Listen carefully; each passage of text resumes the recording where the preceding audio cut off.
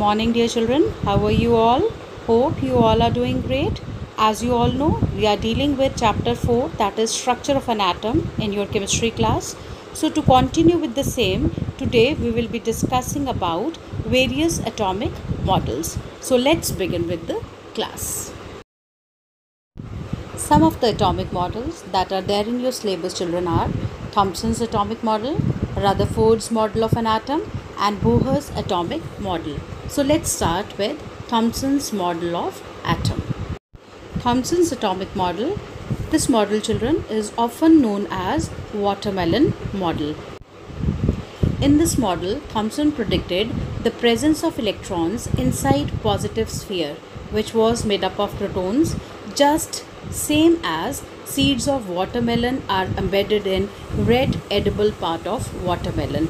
That is why it is called as watermelon model given by Thomson.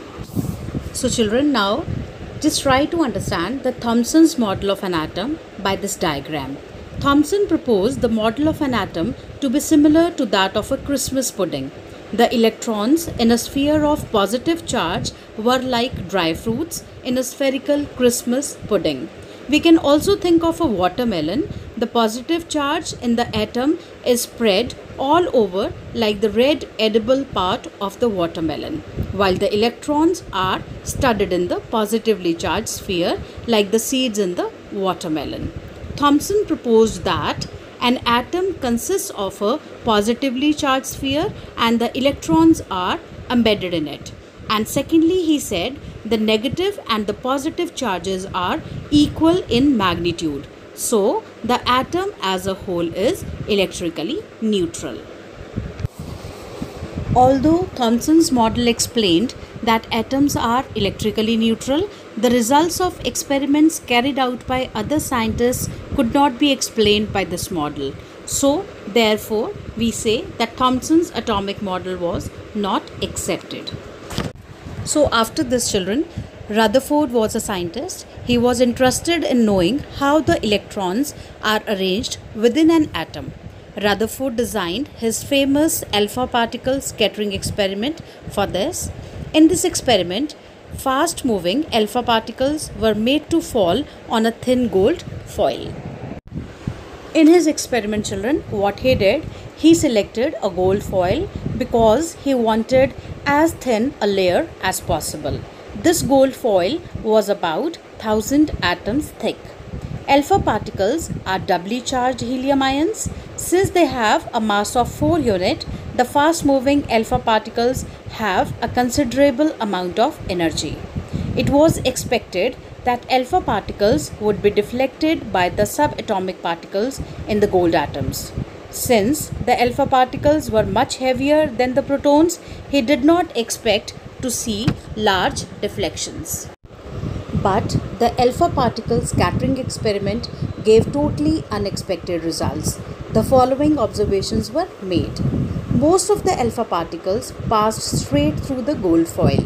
Some of the alpha particles were deflected by the foil by small angles, and surprisingly, 1 out of every 12,000 particles appeared to rebound. So after having these observations, which were totally unexpected, these were the conclusions drawn by him. Atoms consist of predominantly empty space, as most of the alpha particles pass through the gold foil undeflected. Secondly, he concluded that very few particles were deflected from their path, indicating that the positive charge of the atom occupies very little space. Next, he said, since a minute fractions of alpha particles suffered deflections and very few bounced back, this leads to conclusion that most of the space in an atom is empty and the space occupied by the nucleus is negligible as compared to this empty space. And the next, whole of the atomic mass is concentrated in the nucleus. So on the basis of his experiment, finally, Rutherford put forward the nuclear model of an atom, which had the following features. Number 1, there is a positively placed nucleus in an atom. Nearly all the mass resides in the nucleus, which is proton, and neutron. Protons are positively charged and neutrons are neutral. Electrons revolve around the nucleus in well-defined orbits, and the size of the nucleus is very small as compared to the size of an atom. This model also was not accepted, children. Therefore, it must be having some drawbacks. Now let's discuss about those drawbacks. According to Rutherford, electrons revolve around the nucleus in well-defined orbits, but electrons, being charged particles, will lose their energy and finally will fall into the nucleus. This will make atom highly unstable. This was the major drawback of Rutherford, which was unexplained by him. To overcome drawbacks of Rutherford's model, Niels Bohr in 1912 proposed modified model of the structure of an atom that we are going to discuss in the next class. Thank you, Shemstars. That's all for today. You can drop your queries if you have any on the Google Classroom. Take care. God bless you all.